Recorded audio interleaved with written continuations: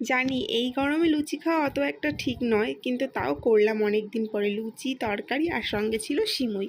আর দুপুরবেলা খেলাম একদম সিম্পল খাবার, কারণ রাত্রে বিয়েবাড়ির নিমন্ত্রণ আছে। উচ্ছে ভাজা আর ডিমের ঝোল।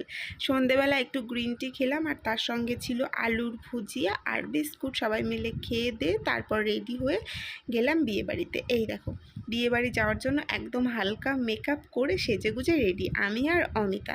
মিস্টাররাও গেছিলো আমাদের সঙ্গে।